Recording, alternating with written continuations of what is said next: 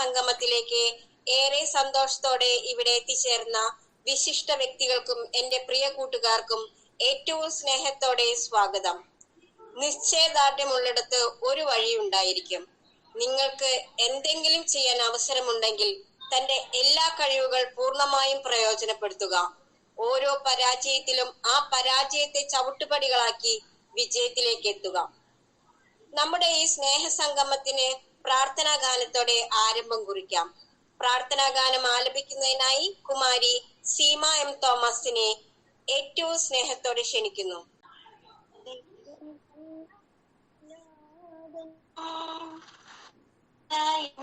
ജീവിതത്തിൽ ദൈവത്തിന്റെ സ്നേഹം പോലെ മറ്റൊന്നിടത്ത് ഇന്നോളം ദൈവമെന്നെ കാത്തതു പോകില്ല. എത്ര കാലം ജീവിച്ചെന്നാലും നന്ദിയേകി തീരുമോ? ദൈവം തന്നതല്ലാതൊന്നും ഇല്ല എന്റെ ജീവിതത്തിൽ. ദൈവത്തിന്റെ പോലെ മറ്റൊന്നില്ല പാടത്തിൽ. മെഴുതിരി തെളിയുമ്പോൾ നീ എന്നാത്മാവിൽ പ്രകാശമായി ഇരുളല മൂടും ഹൃദയത്തിൽ നിന്റെ തിരുവചനം ദീപ്തിയായി.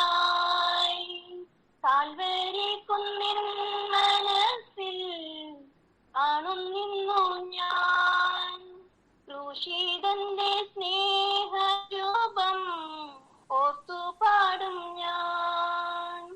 ഓ എന്റെ ദൈവമേ, തന്റെ ഗേഹത്തെ ഞാൻ. ദൈവം തന്നതല്ലാതൊന്നും ഇല്ല എന്റെ ജീവിതത്തിൽ. ദൈവത്തിന്റെ സ്നേഹം പോലെ മറ്റൊന്നില്ല പാരിടത്തിൽ. Thank you. അടുത്തത് എല്ലാവർക്കും ഏറെ ഹൃദ്യമായി സ്വാഗതം അർപ്പിക്കുക എന്നതാണ്. സ്വാഗതം ആശംസിക്കുന്നതിനായി കുമാരി സിമിൽ സെബാസ്റ്റിനെ ഏറ്റവും സ്നേഹത്തോടെ ക്ഷണിക്കുന്നു. ദർശന ക്ലബിന്റെ ആഭിമുഖ്യത്തിൽ എല്ലാ ശനിയാഴ്ചയും നടത്തി വരുന്ന സ്നേഹ സംഗമത്തിന്റെ 139ാമത് സ്നേഹ സംഗമം ആരംഭിക്കുന്ന ഈ അവസരത്തിൽ ഏവരെയും സ്വാഗതം ചെയ്യുക എന്നതാണ് എന്റെ കർത്തവ്യം.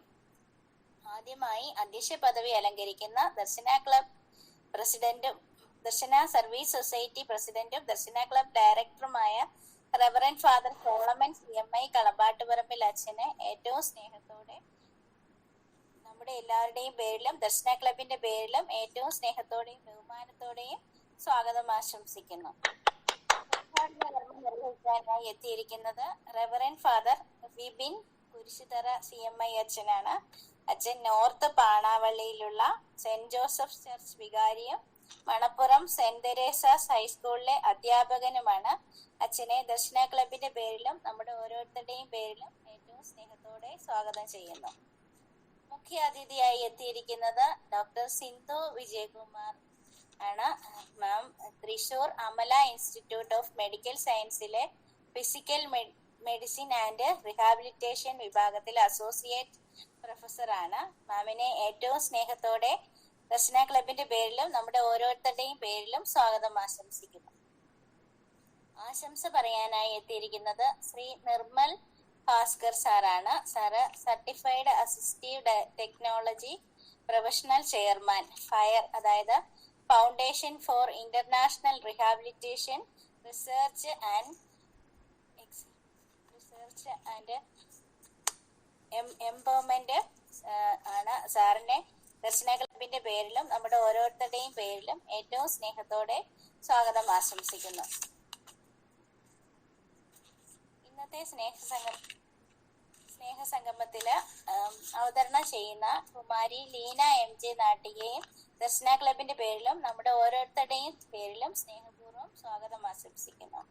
പ്രാർത്ഥനാ ഗാനം ആലപിച്ച കുമാരി സീമ എൻ തോമസിനെ ദർശന ക്ലബിന്റെ പേരിലും നമ്മുടെ ഓരോരുത്തരുടെയും പേരിലും സ്വാഗതം ആശംസിക്കുന്നു.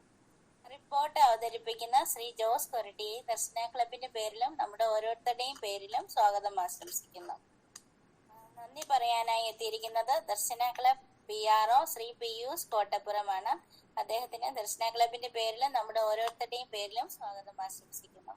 ദർശന ക്ലബ് പ്രസിഡന്റ് ശ്രീ ഷിബിൻ ഹാരിയെയും Darshana club secretary Kumari Sini K സെബാസ്റ്റിനെയും ദർശന ക്ലബിന്റെ പേരിലും നമ്മുടെ ഓരോരുത്തരുടെയും പേരിലും സ്വാഗതം ആശംസിക്കുന്നു.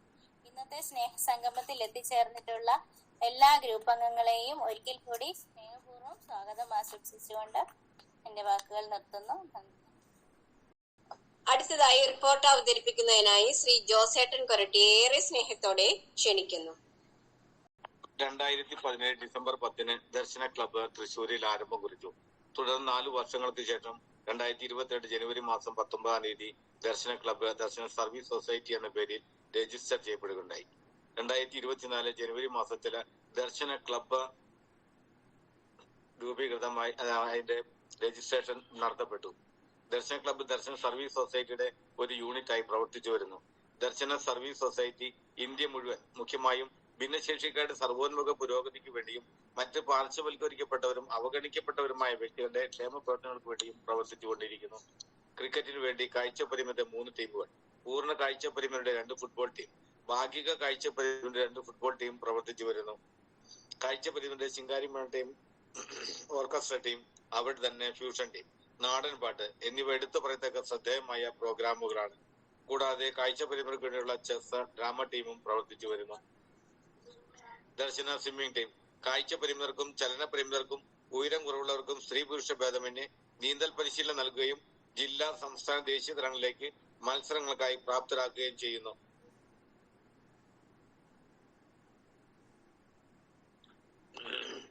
ജില്ലാ, സംസ്ഥാന, ദേശീയ തലങ്ങളിലേക്ക് മത്സരങ്ങളെ പ്രാപ്തരാക്കുകയും ചെയ്യുന്നു.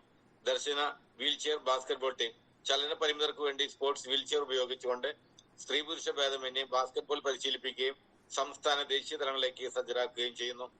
ഗ്ലോറിയ ഗ്രൂപ്പ് ചലന പരിമിതർക്ക് പാട്ടുകൾ പാടുന്നതിനും മാനസിക ഉല്ലാസത്തിനും ബുദ്ധി വളർച്ചയ്ക്കും വേണ്ട കാര്യങ്ങൾ ഈ ഗ്രൂപ്പിലൂടെ നടത്തി വരുന്നു. മത്സരത്തിൽ പങ്കെടുക്കുന്ന വിജയികൾക്ക് ക്യാഷ് പ്രൈസ് നൽകി വരുന്നു. തിരുഹൃദയ ഗ്രൂപ്പ് ചലന പരിമിതർക്കും കിടപ്പ് രോഗികൾക്കും പ്രാർത്ഥനയിലൂടെ ആശ്വാസം നൽകുന്ന ഗ്രൂപ്പാണ്. പ്രാർത്ഥനയോടൊപ്പം തന്നെ പരസ്പരം വേദനകൾ പങ്കുവയ്ക്കുവാനും സാമ്പത്തികമായി പിന്നോക്കം നിൽക്കുന്നവരെ സഹായിക്കുകയും ചെയ്യുന്ന ഗ്രൂപ്പാണ്. ദർശന ലിറ്റിൽ ബ്രദറൻ ഗ്രൂപ്പ് ഉയരം കുറഞ്ഞവർക്ക് വേണ്ടിയുള്ള ഗ്രൂപ്പാണിത്. ഇതിലൂടെ അവരുടെ മാനസിക, ശാരീരിക വേദനകൾ പരസ്പരം പങ്കുവയ്ക്കുവാനും കലാ, കായിക, വിദ്യാഭ്യാസ മേഖലയിൽ ശ്രദ്ധ പതിപ്പിക്കുന്നതിനും വേണ്ടിയുള്ള ഗ്രൂപ്പാണിത്. മാർഗദർശികളുടെ കൂട്ടായ്മ ദർശന ക്ലബിന്റെ ചാനലിലൂടെ മാർഗദർശികൾ എന്ന അഭിമുഖത്തിൽ പങ്കെടുത്ത വ്യക്തികളുടെ കൂട്ടായ്മയാണ്. ഈ അഭിമുഖത്തിൽ കാഴ്ച പരിമിതരും ചലന പരിമിതരും ഉയരം കുറഞ്ഞവരുമായിട്ടുള്ള 436 വ്യക്തികൾ പങ്കെടുക്കുകയുണ്ടായി. അവർ ലേഡി ഓഫ് സോറസ്. വിധവകളായി വീട്ടിൽ കഴിയുന്ന വ്യക്തികളുടെ കൂട്ടായ്മയാണ് വ്യാകുല മാതാവിന്റെ കൂട്ടായ്മ. ഈ കൂട്ടായ്മയിലൂടെ അവരുടെ മാനസിക, ശാരീരിക വിഷമതകൾ പങ്കുവയ്ക്കുവാനും പ്രാർത്ഥനയിലൂടെ ദൈവാനുഗ്രഹം പ്രാപിക്കുന്നതിനും ധൈര്യം സംഭരിക്കുന്നതിനും പ്രവർത്തിച്ചു വരുന്നു. അതുപോലെ തന്നെ സാമ്പത്തികമായി പിന്നോക്കം നിൽക്കുന്ന വ്യക്തികൾക്കും അവരുടെ മക്കൾക്ക് വിദ്യാഭ്യാസത്തിന് വേണ്ട സാമ്പത്തികമായി സഹായം നൽകുന്നതിനും ഈ ഗ്രൂപ്പിലുള്ളവർ തയ്യാറാകുന്നു. ഏദൻ ഗ്രൂപ്പ് മക്കളില്ലാത്ത ദമ്പതികളുടെ കൂട്ടായ്മയാണ് ഏദൻ ഗ്രൂപ്പ്. മക്കളില്ലാത്തതിന്റെ വിഷമം മൂലം വേദന അനുഭവിക്കുകയും തിരസ്കരണം നേരിടുകയും ചെയ്യുന്ന ദമ്പതികൾ ഒത്തൊരുമിച്ച് പരസ്പരം വിഷമതകൾ പങ്കുവയ്ക്കുവാനും സാമൂഹിക പ്രവർത്തനങ്ങളുടെ കർമ്മനിരതരാക്കാനും ഈ ഗ്രൂപ്പിലുള്ളവർ തയ്യാറാകുന്നു. ദർശന യൂട്യൂബ് ചാനൽ 2020 ഏപ്രിൽ മാസത്തിൽ ആരംഭിച്ച ദർശന ക്ലബ് യൂട്യൂബ് ചാനൽ ഭിന്നശേഷിക്കാരുടെ അഭിമാനമായ ചാനലായി മാറിക്കഴിഞ്ഞിരിക്കുന്നു. 7000-ൽ പരം സബ്സ്ക്രൈബേഴ്സ് ഇതിലുണ്ട്. ദർശന ക്ലബിന്റെ യൂട്യൂബ് ചാനലിലൂടെ ഭിന്നശേഷിക്കാരുടെ കലാവാസനകൾ പ്രകടമാക്കുന്നതിനും കനവെന്ന പ്രോഗ്രാം, ആത്മീയമായി ഉന്നമനത്തിന് വേണ്ട ധ്യാനങ്ങൾ, ക്ലാസുകൾ, സമകാലിക വാർത്തകൾ, സ്നേഹസംഗമം തുടങ്ങി നിരവധിയായ പ്രവർത്തനങ്ങൾ യൂട്യൂബ് ചാനലിലൂടെ നടത്തി വരുന്നു. ഇരിഞ്ഞാലക്കുട ക്രൈസ്റ്റ് കോളേജിൽ വെച്ച് എല്ലാ വിഭാഗത്തിൽപ്പെട്ട ഭിന്നശേഷിക്കാർക്ക് വേണ്ടി അത്ലറ്റ് മീറ്റും വീൽചെയർ വിഭാഗത്തിൽപ്പെട്ടവർക്ക് വടംവലി മത്സരവും പഞ്ചഗുസ്തി മത്സരവും നടത്തി വരുന്നു. ഭിന്നശേഷിക്കാർക്ക് വേണ്ടി വിനോദയാത്രകളും ഉപജീവനാർത്ഥം സ്വയം തൊഴിലിനു വേണ്ടി പരിശീലനങ്ങളും അവസരങ്ങളും സജ്ജമാക്കുന്നു. ദർശനങ്ങളുടെ പ്രവർത്തനങ്ങൾക്ക് സാമ്പത്തികമായി സഹായിക്കുന്ന സുമനസ്സുകളായ വ്യക്തികളുടെ DSS ദർശന ഫ്രണ്ട്സ് എന്ന ഗ്രൂപ്പും പ്രവർത്തിച്ചു വരുന്നു. ദർശനയുടെ പ്രവർത്തനങ്ങൾക്ക് ന്യൂനതവും ക്രിയാത്മകമായ ചിന്തകൾ പങ്കുവയ്ക്കുവാനും ഊർജ്ജസ്വലമായി പ്രവർത്തിക്കുന്നതിനു വേണ്ടി ഒരു ഉപദേശ സമിതിയും പ്രവർത്തിച്ചു വരുന്നു. സ്നേഹസംഗമം എല്ലാ ശനിയാഴ്ചകളിലും ഉച്ചയ്ക്ക് 1:30 ദർശന ക്ലബ് ഓൺലൈനിലൂടെ സ്നേഹസംഗമം കൂട്ടായ്മ നടത്തി വരുന്നു. 60-ൽ പരം വ്യക്തികൾ ഗൂഗിൾ മീറ്റിംഗിൽ നടത്തപ്പെടുന്ന ഈ സ്നേഹസംഗമത്തിൽ പങ്കെടുക്കുന്നു. മത നേതാക്കന്മാരുടെ ഉദ്ഘാടനം ചെയ്യപ്പെടുന്ന മോട്ടിവേഷൻ ക്ലാസുകളും സർക്കാരിന്റെ വിവിധ ഡിപ്പാർട്ട്മെന്റുകളിൽ വരുന്ന വ്യക്തികളുടെ മുഖ്യ പ്രഭാഷണങ്ങളും ഡിപ്പാർട്ട്മെന്റുകളെ പറ്റി പരിചയപ്പെടുത്തലുകളും സമൂഹത്തിന്റെ മുൻനിരയിലുള്ള വ്യക്തികളുടെ പ്രസംഗങ്ങളും ഈ പ്രോഗ്രാമിൽ നടത്തിവരുന്നു. പ്രിയപ്പെട്ടവരെ, 3/2/2024 ശനിയാഴ്ച ഉച്ചയ്ക്ക് 1:30 ദർശന ക്ലബ്ബ് ഡയറക്ടർ ബഹുമാനപ്പെട്ട റവറൻ ഫാദർ സോളമൻ കടമ്പാട്ട് പുറമിൽ CMAയുടെ അധ്യക്ഷതയിൽ ചേർന്ന 138ാമത് സ്നേഹസംഗമത്തിന്റെ റിപ്പോർട്ട്. അവതരണം കുമാരി ലിജി അങ്കമാലി. പ്രാർത്ഥന കുമാരി ബീന NJ.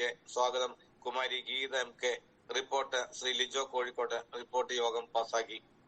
തുടർന്ന് അധ്യക്ഷ പ്രസംഗമായിരുന്നു. 138ാമത് സ്നേഹസംഗമത്തിൽ എത്തിച്ചേർന്നിരിക്കുന്ന എല്ലാ വിശിഷ്ട വ്യക്തികൾക്കും ഹൃദ്യമായ സ്വാഗതം.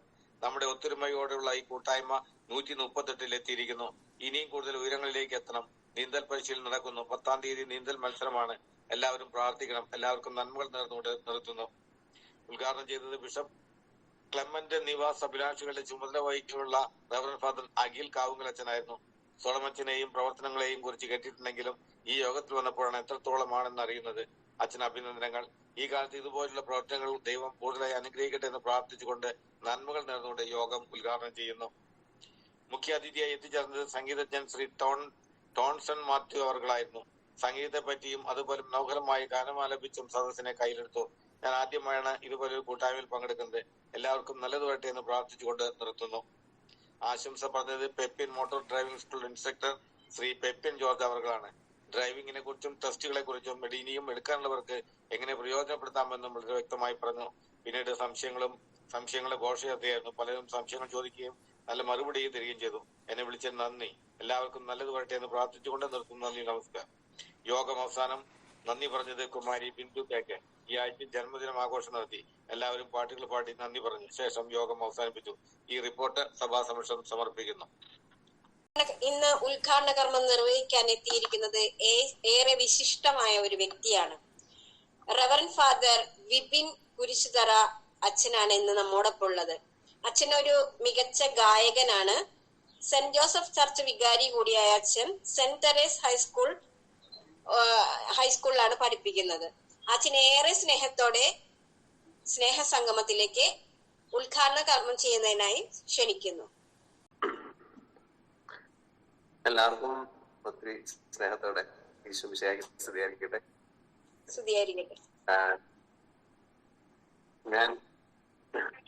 ഞാൻ ഒരു ഫാദർ വിപിൻ കുരിശുതറ CMA അച്ഛനാണ്. കേൾക്കാൻ പറ്റുന്നുണ്ടോ ഞാൻ പറയുന്നത്? കേൾക്കാല്ലേ? ഞങ്ങളുടെ ഒരു കോർപ്പറേറ്റിന്റെ ഒരു മീറ്റിംഗ് ആയിരുന്നു. അത് കഴിഞ്ഞ് ബൈക്ക് ഓടിച്ചോണ്ടിരിക്കുകയായിരുന്നു. അതാണ് ലോകം ഇടാൻ പറ്റാഞ്ഞത്. ബാഗിലാണ് ഇരിക്കണേ ഒന്നും തോന്നരുത്. ഞാൻ സ്കൂൾ അധ്യാപകനും കൂടിയാണ്. ഇന്ന് വീണ്ടും സ്കൂളിലേക്ക് ഒരു അറിയാലോ, ഒരു ശനിയാഴ്ചയുടെ ആകെ കിട്ടുന്ന ഒരു ദിവസം അങ്ങനെ. അതുകൊണ്ടാണ് എനിക്ക് ഒന്നും തോന്നരുത്. അതുവരെ ഒത്തിരി സ്നേഹത്തോടെ സോളമച്ചാൻ നന്ദി കേട്ടോ. ഈ ഒരു കൂട്ടായ്മയിൽ പങ്കാൻ പറ്റിയതിന്റെ ഒരു സന്തോഷം ഞാൻ അറിയിക്കുകയാണ്. സോളമച്ചനാട്ടിൽ ഏറെ വർഷത്തെ പരിചയമുണ്ട്. ഞങ്ങൾ ഒരുമിച്ചൊക്കെ ഒരു വയനാട് യാത്രയും ഒരു ആൽബമൊക്കെ ആയിട്ടൊക്കെ ഞങ്ങൾ പരിപാടിയൊക്കെ പോയതാണ്. ഞാൻ ഏറെ ഒന്നും പറഞ്ഞ് ഞാൻ മുഷിപ്പിക്കുന്നില്ല. കാരണം വളരെ പ്രസക്തമായ കാര്യങ്ങൾ ഞാൻ കുറച്ചു നേരമായിട്ട് ഇതിൽ ഞാൻ കേട്ടോണ്ടിരിക്കുകയാണ്. വളരെ കാര്യങ്ങൾ നിങ്ങൾ വളരെ ഭംഗിയായിട്ട് ചർച്ച ചെയ്യുന്നു. ഈ കൂട്ടായ്മ എന്നും ഭംഗിയോടെ പോട്ടെ എന്ന് മാത്രം ആത്മാർത്ഥമായിട്ട് പ്രാർത്ഥിക്കുകയാണ്. നമുക്കറിയാലോ, ഇന്ന് ചാവറപ്പിതാവ്, ഞങ്ങളെല്ലാം CMI അച്ഛന്മാരാണ്. ഇന്ന് ചാവറപ്പിതാവ് ഞങ്ങളുടെ ഫൗണ്ടർ അദ്ദേഹമാണ്.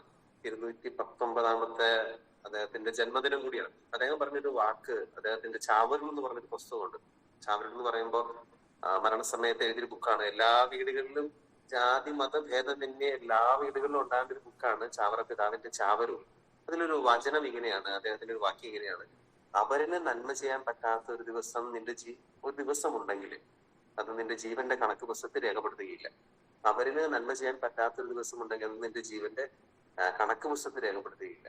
അതുകൊണ്ട് നമ്മുടെ കുറവുകളോ അല്ലെങ്കിൽ കൂടുതലോ ഒന്നും നമ്മൾ നോക്കേണ്ട കാര്യമില്ല. ദൈവം നമ്മളെ സൃഷ്ടിച്ചിട്ടുണ്ടെങ്കിൽ അതിനൊക്കെ നമ്മിലൂടെ കുറെ കാര്യങ്ങള്, കാരണം നമ്മുടെ കൈ എന്ന് പറയുന്നത് എന്റെ കൈ ആകാതിരിക്കട്ടെ, എന്റെ കാലെന്ന് പറയുന്നത് എന്റെ കാലാകാതിരിക്കട്ടെ, എന്റെ ദൈവത്തിന്റെ, എന്റെ തമ്പുരാന്റെ കൈകളും കാലുകളും ആയിരിക്കട്ടെ എന്ന് മാത്രം പ്രാർത്ഥിക്കുകയാണ്. ഈ കൂട്ടായ്മയ്ക്ക് എന്റെ എല്ലാ പ്രാർത്ഥനകളും ഐശ്വര്യവും ഞാൻ ആത്മാർത്ഥമായിട്ട് നേരുകയാണ്. എന്നോട് ഒരു കൊച്ചു പാട്ട് നേരത്തെ പറഞ്ഞിരുന്നു. ഞാൻ വലിയ പാട്ടുകാരൊന്നുമല്ല. വലിയ പാട്ട് ഒരുപാട് പാട്ടിനെ ഇഷ്ടപ്പെടുന്നവരുണ്ട് അവിടെ. ഞാൻ എന്റെ അനിയനും ഒരച്ഛനാണ്. ഞങ്ങൾ ഒരുമിച്ചാണ് പട്ടമൊക്കെ സ്വീകരിച്ചത്. ടിവിയിലും യൂട്യൂബിലും കാണാറുണ്ട് ഈ പുതിയ മുഖങ്ങളൊന്നും. അത് എന്തൊന്നും കാണുന്ന ഇഷ്ടപ്പെട്ടതാണ്. ഒത്തിരി നന്ദി കേട്ടോ നിങ്ങളുടെ പ്രാർത്ഥനയ്ക്ക് സപ്പോർട്ടിനും. അപ്പൊ ഒരുമിച്ച് പാടിയൊരു പാട്ടുണ്ട്, അതിന്റെ രണ്ടുപേരും പാടാം.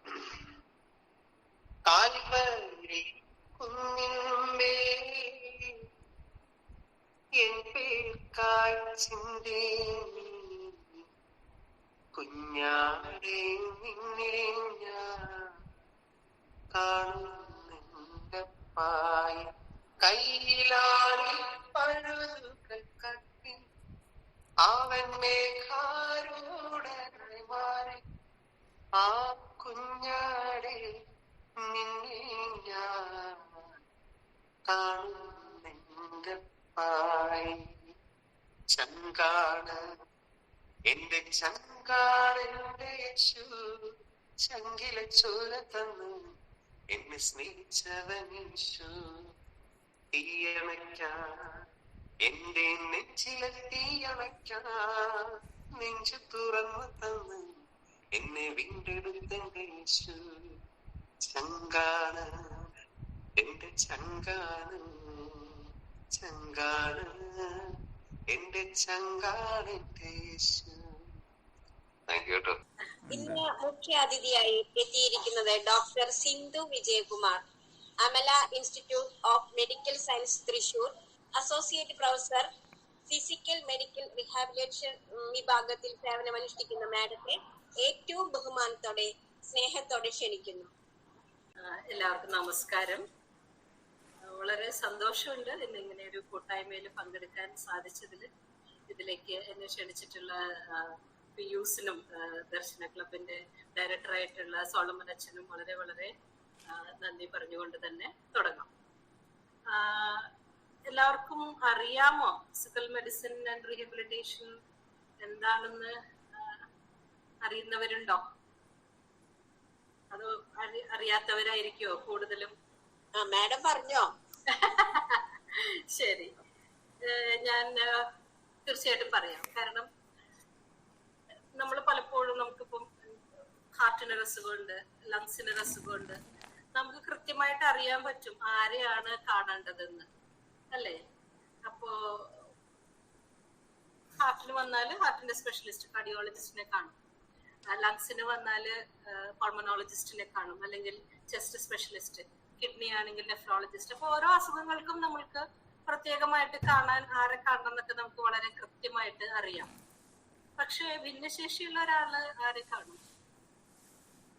പലപ്പോഴും ആര് നിങ്ങൾ കാണുക, അല്ലെങ്കിൽ നമ്മളെല്ലാവരും തന്നെ വിചാരിക്കുക ഓർത്തോ ഉള്ള ആളെ കാണും.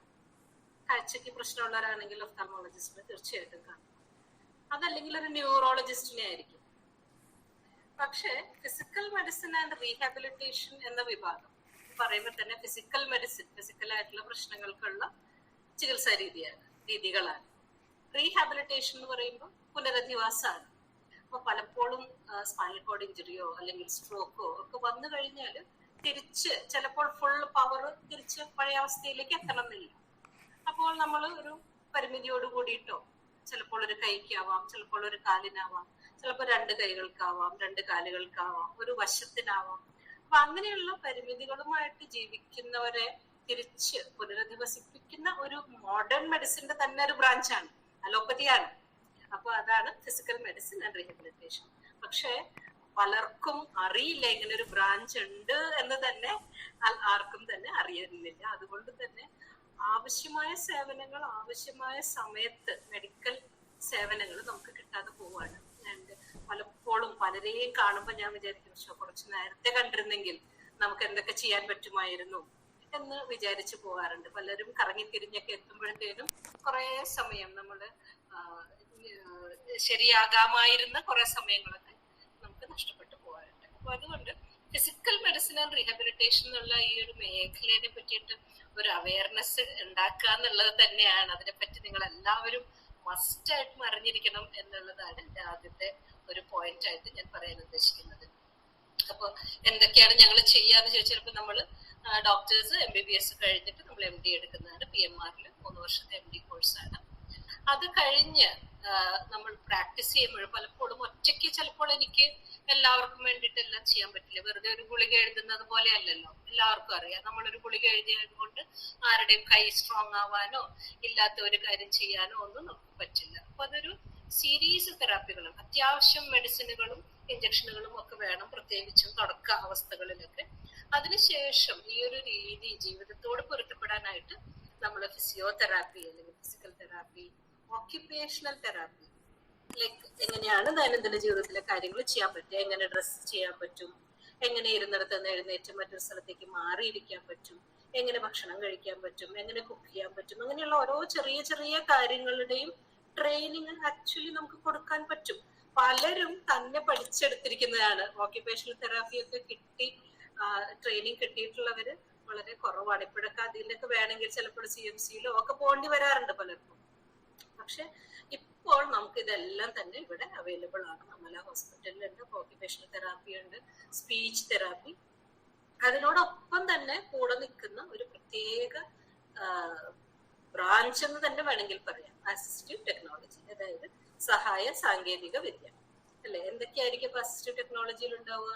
തീർച്ചയായിട്ടും വീൽ ചെയറുകൾ എല്ലാവർക്കും അറിയാം. വീൽ ചെയറുകള്, വാക്കറുകള്, വടി, സ്റ്റിക്കുകള്, കെയിൻ, ക്രച്ച്, ഇതൊക്കെ എല്ലാവർക്കും അറിയാവുന്ന കുറെ ഉപകരണങ്ങളാണ്. നമ്മൾ കോമൺലി ഉപയോഗിക്കുന്ന പല സഹായ ഉപകരണങ്ങളാണ്.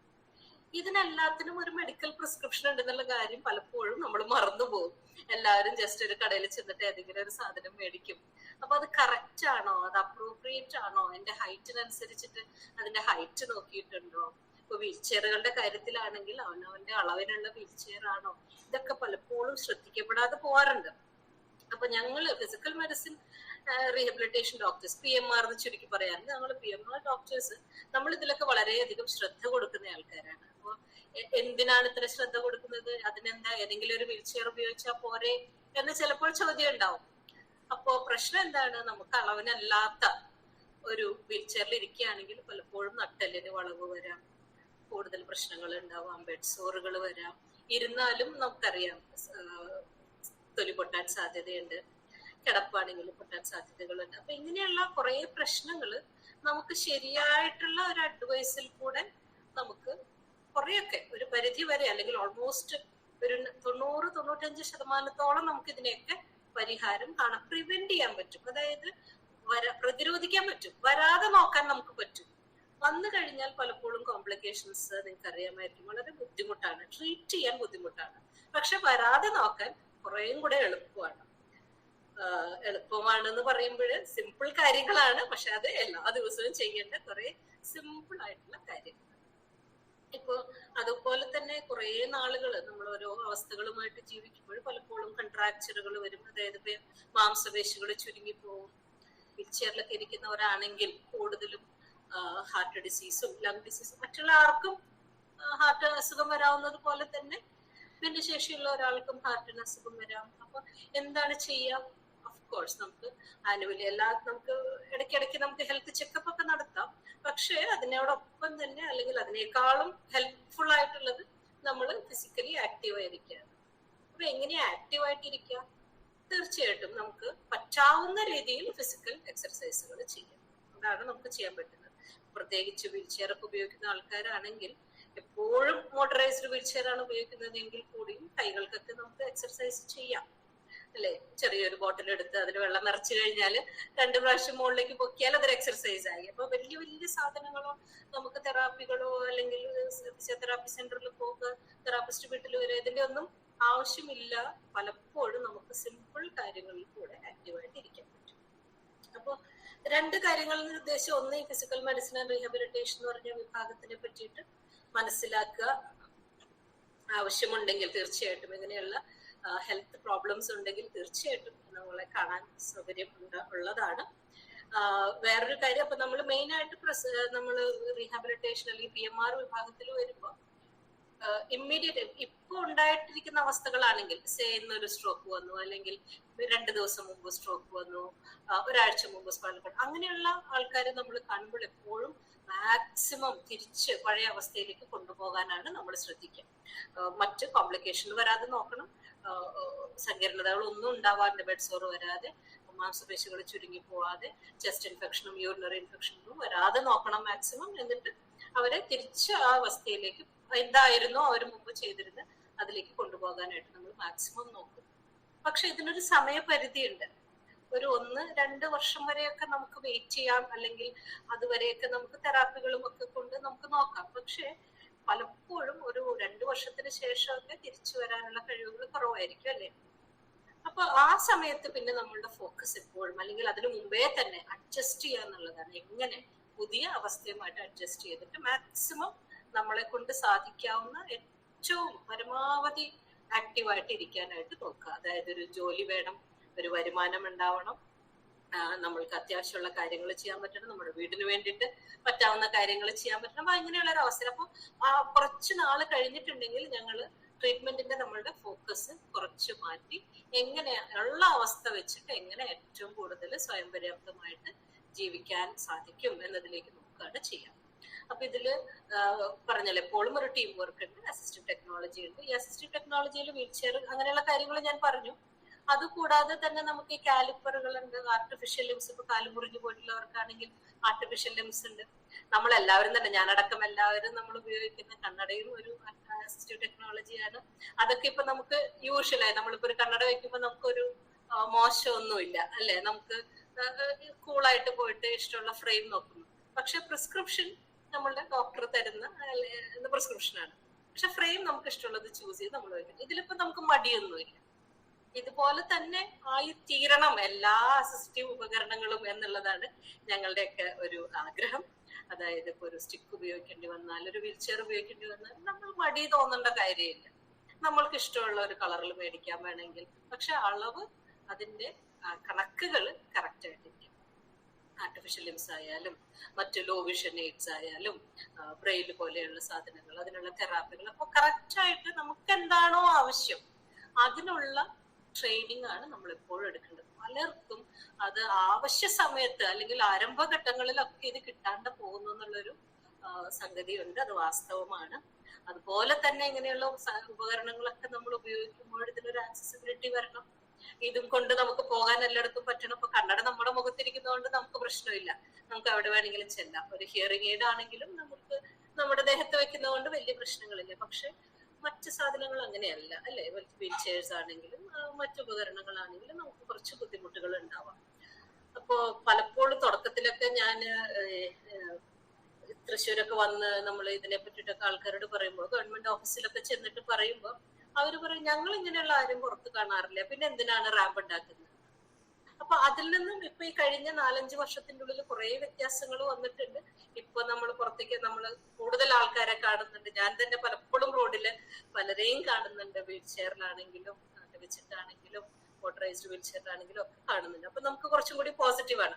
ഇല്ല സർ, ഇത്ര പേര് ഇന്ന സ്ഥലത്ത് വരാൻ താല്പര്യപ്പെടുന്നുണ്ട്, ഇങ്ങനെ പറയാനുള്ള ഒരു ധൈര്യം ഇപ്പൊ നമുക്കായിട്ടുണ്ട്. അപ്പൊ ആ ഒരു എന്താ പറയാ, ഒരു സ്വയം പര്യാപ്തി, ഇൻഡിപെൻഡൻസിലേക്ക് നമ്മൾക്ക് ചെയ്യാൻ പറ്റും, നമ്മൾക്ക് എല്ലായിടത്തും ചെന്നെത്താൻ പറ്റും എന്നുള്ള ഒരു നിശ്ചയദാർഢ്യം വരുമ്പോഴാണ് ഇങ്ങനെയുള്ള മാറ്റങ്ങൾ സംഭവിക്കുക. അപ്പൊ തീർച്ചയായിട്ടും ഇനിയും കുറെ മാറ്റങ്ങൾ ഉണ്ടാവാനുണ്ട്. ഇനിയും മാറ്റങ്ങൾ ഉണ്ടായിക്കൊണ്ടിരിക്കുമെന്ന് തന്നെയാണ് വിശ്വാസം. ഇനി 1-2 കാര്യങ്ങൾ ഞാൻ പലപ്പോഴും ഡോക്ടർ എന്ന നിലയിൽ എനിക്ക് പല കാര്യങ്ങളും ചെയ്യാൻ പറ്റില്ല. നമ്മുടെ പേഷ്യന്റ് ഇവിടെ വരുന്ന നമ്മളുടെ അടുത്ത് വരുമ്പോൾ അവർ പേഷ്യന്റായി മാറും. അപ്പൊ ആ ഒരു അവസ്ഥയിൽ മാത്രമേ നമുക്ക് സഹായിക്കാൻ പറ്റുള്ളൂ. അപ്പൊ അതിൽ നിന്ന് വ്യത്യസ്തമായിട്ട് അതിൽ പലപ്പോഴും എനിക്ക് ചെയ്യാൻ പറ്റുന്ന കാര്യങ്ങൾ വളരെ കുറച്ചായിരിക്കും. അപ്പോൾ അതിനു വേണ്ടിയിട്ട് ഞങ്ങളൊരു എന്റെ കുറച്ച് വളരെ അടുത്ത സുഹൃത്തുക്കൾ കൂടിയിട്ട് നമ്മളൊരു സംഘടന, സന്നദ്ധ സംഘടനയായിട്ട് തന്നെ ഇപ്പൊ ദർശന ക്ലബ്ബ് പോലെ ഒരു സൊസൈറ്റി ആയിട്ട് ഞങ്ങൾ ഫയർ എന്ന പേരിൽ ചെയ്തിട്ടുണ്ട്. ഫയറിനെ പറ്റിയിട്ട് കൂടുതൽ എന്റെ സുഹൃത്ത് തന്നെ പറയും.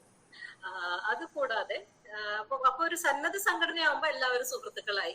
അപ്പൊ എനിക്കൊരു സോഷ്യൽ രീതി, ഒരു സാമൂഹിക ഇടപെടല് മറ്റുള്ളവരുമായിട്ട് നടത്താൻ പറ്റും. അപ്പൊ ഈ പറയുന്ന എല്ലാ മെഡിക്കൽ കാര്യങ്ങളും നമുക്കൊരു സുഹൃത്തിനോടെന്ന പോലെ പറഞ്ഞു കൊടുക്കാൻ പലപ്പോഴും പറ്റാറുണ്ട്. അപ്പൊ അതിന് കൂടുതൽ ഒരു അർത്ഥം ഉണ്ടാവുന്നുണ്ട്. അടുത്തത് ഈ ഒരു പറഞ്ഞ അസിസ്റ്റീവ് ടെക്നോളജി എന്ന് പറയുന്ന സഹായ സാങ്കേതിക വിദ്യ, വളരെ കുറേ അധികം ഉപകരണങ്ങൾ ഇന്ന് ഈ ലോകത്തിൽ അവൈലബിൾ ആണ്. നമുക്കറിയാം, നമ്മൾ ഡിജിറ്റൽ വേൾഡും ആർട്ടിഫിഷ്യൽ ഇന്റലിജൻസും അങ്ങനെ കുറെ നമ്മളുടെ ഈ ഗൂഗിൾ മീറ്റുകൾ അടക്കം എല്ലാം ടെക്നോളജിയുടെ അറ്റത്തെത്തി നിൽക്കുകയാണ് നമ്മൾ. ഓൾമോസ്റ്റ് എല്ലാ കാര്യങ്ങളും നമുക്കിപ്പോ വീട്ടിലിരുന്ന് ചെയ്യാവുന്നതാണ്. എങ്കിലും ആവശ്യത്തിന് വരുമ്പോൾ ആവശ്യമുള്ള പല ഉപകരണങ്ങളും അല്ലെങ്കിൽ വളരെ യൂസ്ഫുൾ ആയേക്കാവുന്ന പല ഉപകരണങ്ങളും ഭിന്നശേഷിയുള്ളവർക്ക് കിട്ടുന്നില്ല അല്ലെ.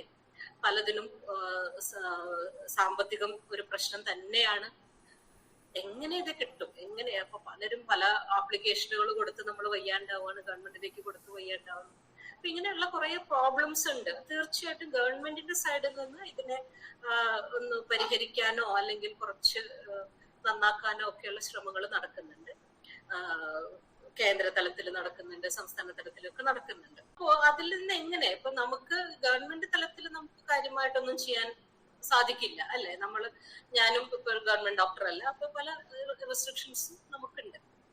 അപ്പൊ എന്താണ് നമ്മളെ കൊണ്ട് എന്ത് ചെയ്യാൻ പറ്റും എന്നുള്ള ഒരു ചിന്തയിലാണ് ഞാൻ നേരത്തെ പറഞ്ഞതുപോലെ ഞങ്ങളൊരു സംഘടന രൂപീകരിച്ചിട്ടുണ്ട്. അപ്പൊ നമ്മൾ അതിൽ ഫോക്കസ് ചെയ്യുന്നത് റൈറ്റ് ടെക്നോളജി, നിങ്ങൾക്ക് വേണ്ടത് അല്ലെങ്കിൽ നമ്മൾക്ക് വേണ്ടത് എന്താണ് എന്ന് നമ്മൾക്ക് തന്നെ തീരുമാനിക്കാനായിട്ടുള്ള ഒരു ഹെൽപ്പ് ഞങ്ങൾക്ക് ചെയ്യാൻ പറ്റും. അപ്പൊ ഞങ്ങൾ അസിസ്റ്റീവ് ടെക്നോളജിയിൽ പഠിച്ചിട്ടുള്ള കുറച്ച് പേര്, ഞങ്ങൾ ക്വാളിഫൈഡ് ആയിട്ടുള്ള ആൾക്കാരുണ്ട്. അപ്പൊ നമുക്ക് അതിന്റെ ബേസിക്സ് അറിയാം, എന്തൊക്കെ ആൾക്കാർക്കാണ് ഉപകരിക്കാൻ അറിയാം. പക്ഷെ എന്തൊക്കെ പറഞ്ഞാലും യൂസർ അല്ലെങ്കിൽ ഉപയോഗിക്കുന്ന ആൾക്ക് തന്നെയാണ് കറക്റ്റ് ആയിട്ട് പറയാൻ പറ്റുക. ചില സമയങ്ങളിൽ ചിലപ്പോൾ നമുക്ക് ട്രയൽ ചെയ്ത് തന്നെ നോക്കേണ്ടി വരും. നമുക്ക് ഇന്ന ആൾക്ക് അത് യൂസ് ആവുമെന്ന് ഞാനിവിടെ ഇരുന്ന് പറഞ്ഞത് കൊണ്ട് യൂസ് ആവണമെന്ന് യാതൊരു നിർബന്ധമില്ല. അവരുടെ വീടുകളിലെ അവസ്ഥ, ശാരീരിക അവസ്ഥ, മാനസികാവസ്ഥ, മറ്റു പ്രശ്നങ്ങൾ, ആരോഗ്യ പ്രശ്നങ്ങൾ, അങ്ങനെ കുറെ കാര്യങ്ങൾ ഇതിലെല്ലാത്തിനും ഒരു ഹിൻഡ്രൻസ് ആണ്. അതേപോലെ വേറൊരു പ്രശ്നം ഇതാണ്, ഹൈ റിജക്ഷൻ റേറ്റ് ആണ്. ഗവൺമെന്റ് ഇതൊക്കെ കുറെ സാധനങ്ങൾ ഫ്രീ ആയിട്ട് കൊടുക്കുന്നുണ്ട്, ആർക്കും അതുകൊണ്ട് ഉപകാരം വരുന്നില്ല. ആർക്കും എന്ന് ഞാൻ പറയില്ല, കുറെ പേർക്ക് അത് യൂസ്ലെസ് ആണ്. വെറുതെ 2-3 വീൽ ചെയറുകളൊക്കെ വെറുതെ വീട്ടിലിരിക്കുകയാണ്. അപ്പൊ പിന്നെ എങ്ങനെ നമുക്ക് ഈ കാര്യങ്ങൾ ഉപയോഗപ്രദമാക്കാം എന്നുള്ള ചിന്തയിൽ നിന്ന് ഞങ്ങൾ ഈ ഫയർ നടത്തുന്ന അസിസ്റ്റീവ് ടെക്നോളജി ക്ലിനിക്കുകളും ക്യാമ്പുകളും ഉണ്ട്. അപ്പൊ നമ്മൾ റൈറ്റ് അഡ്വൈസ് കൊടുക്കുന്നു. പലപ്പോഴും ഇന്ന സാധനമാണ് മോസ്റ്റ് പ്രോബബ്ലി വേണ്ടി വരിക. അതിനു വേണ്ടിയിട്ടുള്ള ഒരു ശ്രമത്തിന്റെ ഭാഗമായിട്ട് ഇപ്പോൾ അമല മെഡിക്കൽ കോളേജിൽ, Amala institute of medical science, ഞാനിപ്പോൾ അമല ഹോസ്പിറ്റലിലാണ് വർക്ക് ചെയ്യുന്നത്.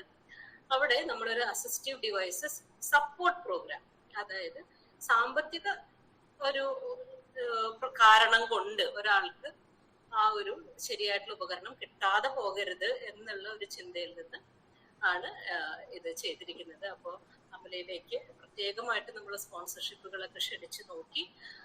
അതിൽ നിന്ന് അങ്ങനെ ഒരു ഫണ്ട് വരുമ്പോൾ ആവശ്യമുള്ള ആൾക്ക് ഒരു ശരിയായ ഉപകരണമാണെങ്കിൽ ഞങ്ങൾ കണ്ടിട്ടുണ്ട്. നമ്മളുടെ പ്രിസ്ക്രിപ്ഷൻ ഉണ്ട്. രോഗിക്ക് പലപ്പോഴും ട്രയൽ കൊടുക്കാനൊക്കെ നമ്മൾ നോക്കാറുണ്ട്. മിക്കവാറും സമയങ്ങളിൽ അത് സാധിക്കാറുമുണ്ട്. അങ്ങനെയുള്ള ഒരു സാമ്പത്തിക സഹായം ഇവിടെ നിന്ന് സ്പോൺസർഷിപ്പ് വഴി ചെയ്യാൻ ശ്രമിക്കുന്നുണ്ട്. കുറച്ചുപേര് ഇപ്പൊ ഇതുവരെയായിട്ടും 2023 ഒരു 38ഓളം പേർക്കാണ് കൊടുത്തിരിക്കുന്നത്. അത് ഹൈ എൻഡ് ഡിവൈസുകൾ. അപ്പൊ സാധാരണ ഞങ്ങളിപ്പോ വിചാരിച്ചു വെച്ചിരിക്കുന്നത് ഗവൺമെന്റിൽ നിന്നോ അങ്ങനെയൊക്കെ കിട്ടുന്ന സാധനങ്ങൾ നമ്മൾ വീണ്ടും ഇവിടുന്ന് കൊടുക്കുന്നില്ല. അപ്പോൾ കറക്റ്റ് ആയിട്ടുള്ളത് പക്ഷെ കുറച്ച് വില കൂടിയ സാധനങ്ങൾ, അല്ലെങ്കിൽ കുട്ടികൾക്ക് വേണ്ടിയിട്ട്, കുട്ടികളാകുമ്പോൾ എപ്പോഴും അവര് വലുതായിക്കൊണ്ടിരിക്കുന്നതിനനുസരിച്ചിട്ട് ഈ സാധനം ചെറുതായി പോകും.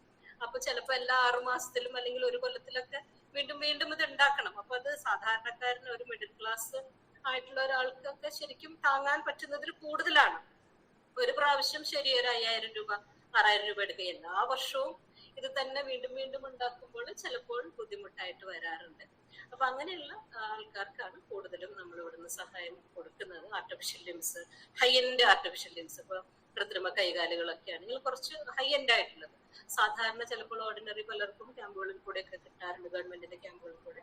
അതിനപ്പുറത്തേക്ക് അപ്പൊ ഞങ്ങൾ ഫോക്കസ് ചെയ്യുന്നത് ഇവിടെ തിരിച്ച് ജോലിക്ക് പോകാൻ പറ്റുന്നു, ഒരു വരുമാന മാർഗം ഉണ്ടാക്കാൻ പറ്റുന്ന ഒരാളാണോ, അല്ലെങ്കിൽ ഒരു കോളേജിലോ ഒരു കോഴ്സിലോ സ്കൂളിലോ പോയി പഠിക്കുന്ന ആളാണോ, തീർച്ചയായിട്ടും അവർക്ക് വേണ്ടുന്ന സൗകര്യങ്ങൾ ചെയ്തു കൊടുക്കുക എന്നുള്ളതാണ്. അമലയുടെ മാനേജ്മെന്റിന്റെ ഭാഗത്തുനിന്ന് വളരെയധികം സപ്പോർട്ട് ഇങ്ങനെ ഒരു പ്രോഗ്രാമിന് ഉണ്ട്. അപ്പൊ കിട്ടുന്ന സ്പോൺസർഷിപ്പുകൾ, അമലയിലേക്ക് വരുന്ന സ്പോൺസർഷിപ്പുകൾ നമ്മൾ ഇതിനായിട്ട് ഉപയോഗിക്കുന്നുണ്ട്. അപ്പൊ ഇത്രയുമാണ് ഒരു ബേസിക് ആയിട്ട് ഞാൻ ഇന്ന് പറയാൻ ഉദ്ദേശിച്ച കുറച്ച് കാര്യങ്ങൾ. നിങ്ങൾക്ക് റെലവെന്റ് ആണോ അല്ലയോ എന്ന് എനിക്ക് ഉറപ്പില്ല. പക്ഷെ പൊതുവെ നമ്മൾ കാണുന്ന സുഹൃത്തുക്കളെ വെച്ചിട്ടാണ് ഞാൻ ഇത്രയും കാര്യങ്ങൾ ഒരു ബേസിക് എന്നുള്ള രീതിയിൽ പറയുന്നത്. ആശംസ പറയുന്നതിനായി ഇന്ന് നമ്മോടൊപ്പം ഉള്ളത് ശ്രീ നിർമ്മൽ ഭാസ്കർ സാറാണ്. ഫയർ എന്ന ഫൗണ്ടേഷന്റെ ചെയർമാൻ ആണ്. Certified assistant technology professional. സാറിനെ ഏറ്റവും സ്നേഹത്തോടെയും ബഹുമാനത്തോടെയും ക്ഷണിക്കുന്നു. എന്റെ പേര് നിർമ്മൽ എന്നാണ്. ഞാൻ ഒരു അസിസ്റ്റീവ് ടെക്നോളജി പ്രൊഫഷണലാണ്. അസിസ്റ്റീവ് ടെക്നോളജി എന്താണെന്നുള്ളത് ഡോക്ടർ ഇപ്പൊ പറഞ്ഞിട്ടുണ്ടാവും. ഓക്കെ, പറഞ്ഞു കാണും. ഞാനൊരു യാത്രയിലാണ്. ഓക്കെ, ആദ്യമായി ഇത്ര വലിയൊരു സംഗമത്തിലേക്ക് അറൗണ്ട് എനിക്കിപ്പോ തോന്നുന്നു 50ഓളം ആൾക്കാർ ഇപ്പൊ ഇവിടെ ലൈവിലുണ്ട്. വളരെ സന്തോഷം. പല ഗൂഗിൾ മീറ്റിലും ഇത്ര ഒരു എന്താ പറയാ ബാഹുല്യം സ്വതവേ കാണാറില്ല. ഇത് ഫസ്റ്റ് ടൈമാണ്. ആണോ? Very good. വളരെ സന്തോഷം. ഇതിലേക്ക് ക്ഷണിച്ച പിയൂസിനോടും ദർശന ക്ലബിന്റെ എല്ലാമായ സോളമനസിനോടും ഞാൻ ഇതൊരു പ്രിവിലേജ് ആയിട്ട് എടുക്കുകയാണ്. ഞാൻ ഇവിടെ വന്ന് ഒരു ആശംസ പറയാന്നുള്ളത് വലിയൊരു കാര്യമായിട്ട് എടുക്കുക. ഞാൻ പിയൂസിനോട് പറഞ്ഞു, ഞാൻ യാത്രയിലാണ്, ചിലപ്പം കയറാൻ പറ്റുണ്ടാവില്ല എന്ന് പറഞ്ഞു. പിന്നെയാണ് ഞാൻ ആലോചിച്ചത്, ഇത്രയും വലിയൊരു പരിപാടിയിൽ കയറിയില്ലെങ്കിൽ അതെനിക്കൊരു നഷ്ടമായാണ്. ഇവിടെ ഒരു ആശംസ പറഞ്ഞില്ലെങ്കിൽ പിന്നെ എവിടെ പറയാ. അപ്പോ എല്ലാവിധ ആശംസകളും ദർശന ക്ലബിനും ദർശന കുടുംബാംഗങ്ങളോടും. ഞാന് പറയാൻ വരുന്നത് എന്താ വെച്ച് കഴിഞ്ഞാല്, ഞാൻ ഫയർ എന്ന സംഘടനയുടെ ചെയർമാനാണ്. Foundation for international rehabilitation research and empowerment. ഞാനുണ്ട്. ഇത്രയാണ് നിങ്ങളോട് സംസാരിച്ച ഡോക്ടർ സിന്ധു വിജയകുമാർ ഉണ്ട്. ഒരു അരുൺകുമാർ, ഈസ് ആൻ എഞ്ചിനീയറാണ്. ഞങ്ങൾ 3 പേരും കൂടിയിട്ടാണ് ഈ സംഘടന നടത്തുന്നത്. 2019 ഞങ്ങൾ ഈ സംഘടന സ്റ്റാർട്ട് ചെയ്യുന്നത്. ഞങ്ങള് ആദ്യം സ്റ്റാർട്ട് ചെയ്യുന്ന സമയത്ത് ആദ്യം നിങ്ങളിപ്പോ സോളമനച്ചൻ അന്ന് ചെയ്ത പോലെ കാഴ്ച പരിമിതിയുള്ള ആൾക്കാർക്ക് വേണ്ടിയിട്ടാണ് സോളമനച്ചൻ തുടങ്ങി. ഇപ്പൊ അത് വലിയൊരു എന്താ പറയാ, എല്ലാ തരത്തിലുള്ള എന്താ പറയാ സ്പെഷ്യലി ഏബിൾഡ് ആയിട്ടുള്ള ആൾക്കാർ എല്ലാവരും ഉണ്ട്. അതുപോലെ തന്നെ ഞങ്ങൾ വീൽ ചെയറിലുള്ള ആൾക്കാർക്ക് വേണ്ടിയിട്ടാണ് സ്റ്റാർട്ട് ചെയ്തത് ആക്ച്വലി. ബട്ട് ഇപ്പൊ എല്ലാ ടൈപ്പ് ഓഫ് ആൾക്കാരും നമ്മുടെ അടുത്ത് വരുന്നുണ്ട്. അപ്പൊ വളരെ സന്തോഷം ഇങ്ങനെയുള്ളൊരു ഒരു സംഗമത്തിൽ പങ്കെടുക്കാൻ പറ്റുക, ഒരു ആശംസ പറയാൻ പറ്റുക.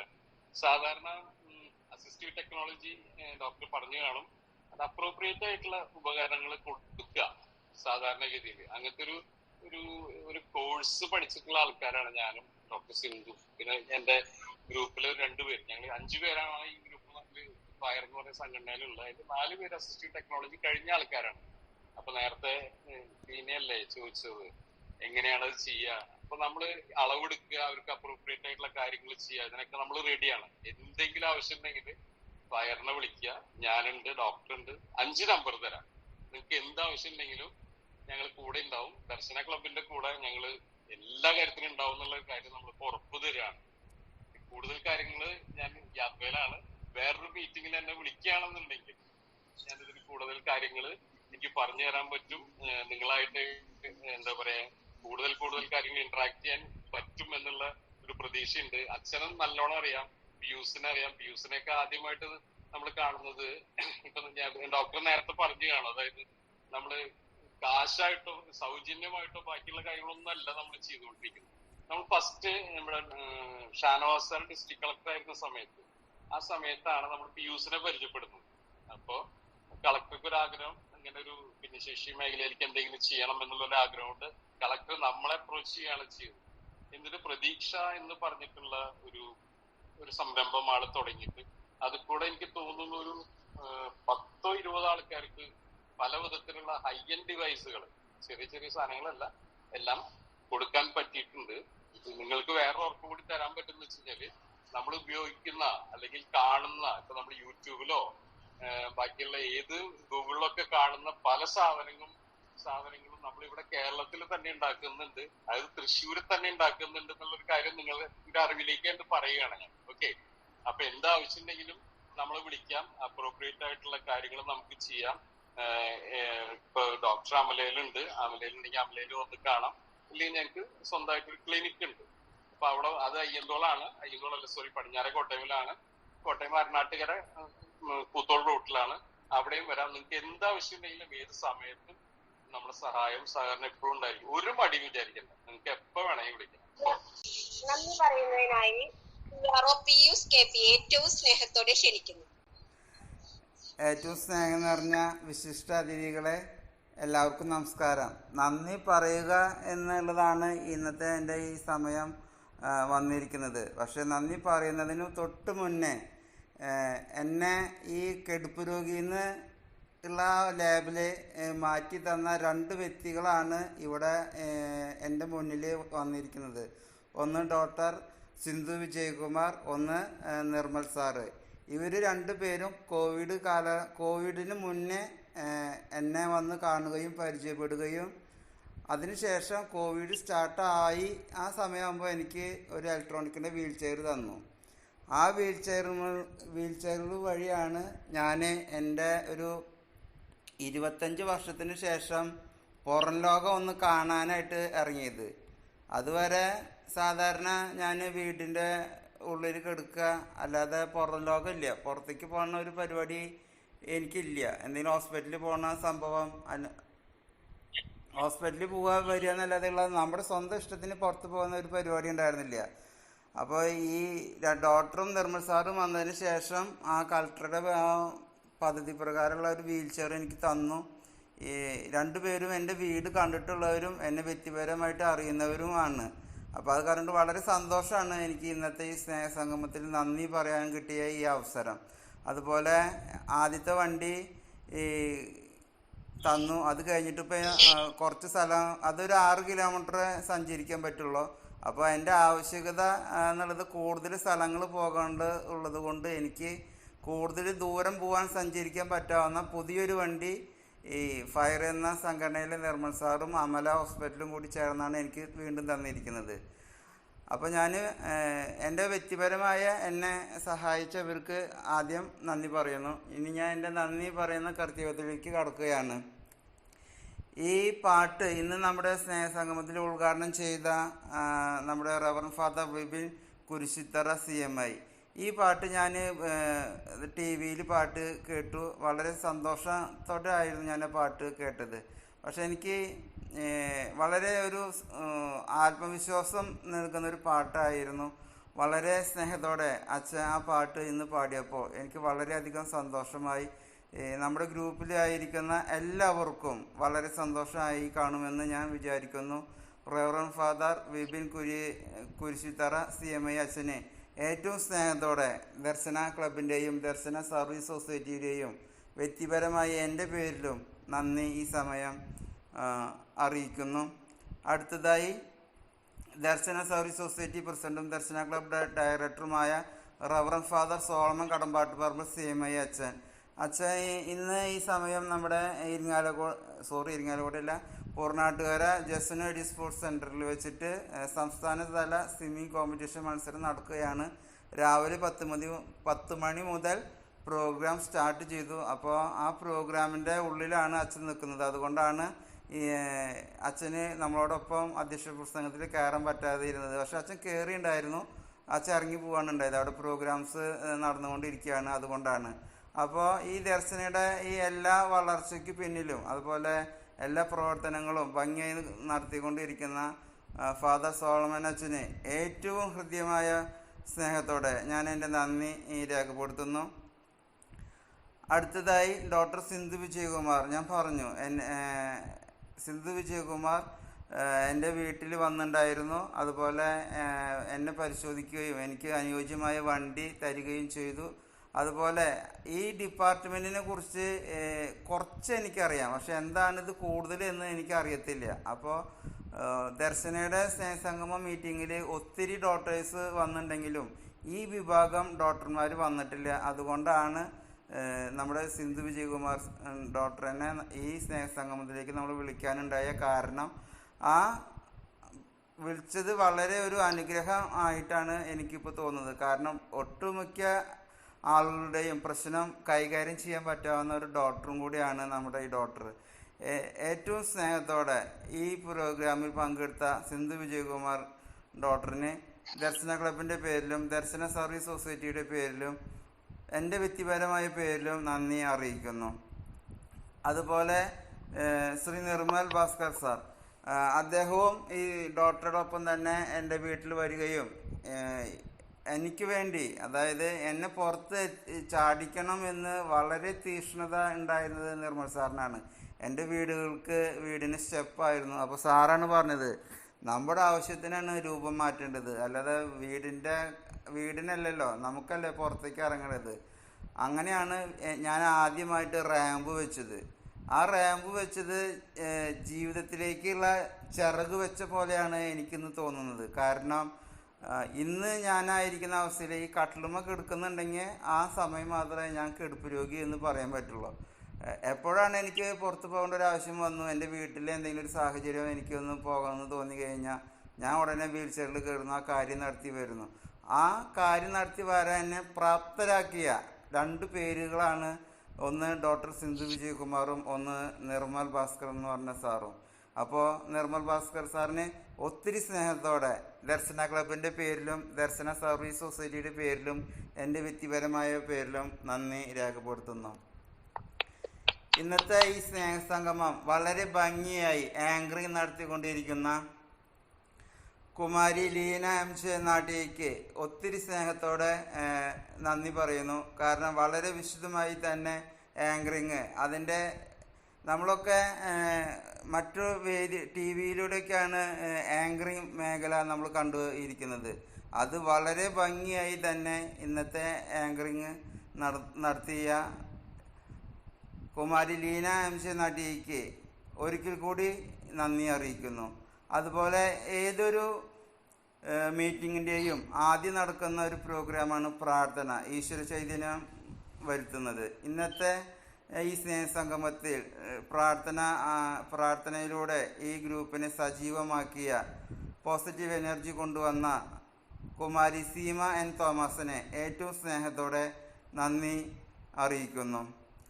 അതുപോലെ സ്വാഗതം അർപ്പിച്ച കുമാരി സിമിൽ സെബാസ്റ്റ്യൻ, ഒരു പ്രോഗ്രാമിൻ്റെ ഏറ്റവും മുഖ്യ ഘടകമാണ് സ്വാഗതം. വന്ന വ്യക്തികളെ സ്വാഗതം ചെയ്ത് ഈ ഗ്രൂപ്പിലേക്ക് പരിചയപ്പെടുത്തുക എന്നുള്ളത്. അത് വളരെ മനോഹരമായി ചെയ്ത സിമിൽ സെബാസ്റ്റ്യൻ കോട്ടയം ഒത്തിരി സ്നേഹത്തോടെ ദർശന ക്ലബിൻ്റെ പേരിലും അതുപോലെ ദർശന സർവീസ് സൊസൈറ്റിയുടെ പേരിലും എൻ്റെ വ്യക്തിപരമായ പേരിലും നന്ദി രേഖപ്പെടുത്തുന്നു.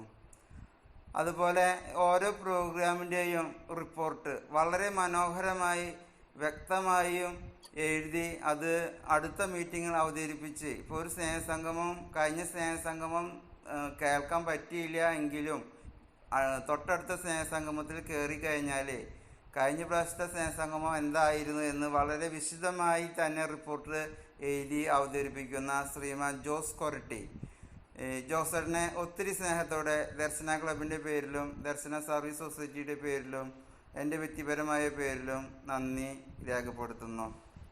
അതുപോലെ ഇന്നത്തെ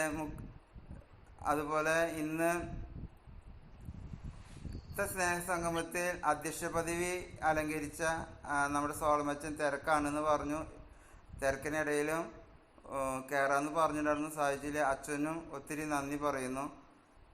അതുപോലെ ദർശന ക്ലബ് പ്രസിഡന്റ് ഷിബിൻ ഹാരി, ദർശന ക്ലബിൻ്റെ സെക്രട്ടറി സിനിക്ക് സെബാസ്റ്റ്യൻ.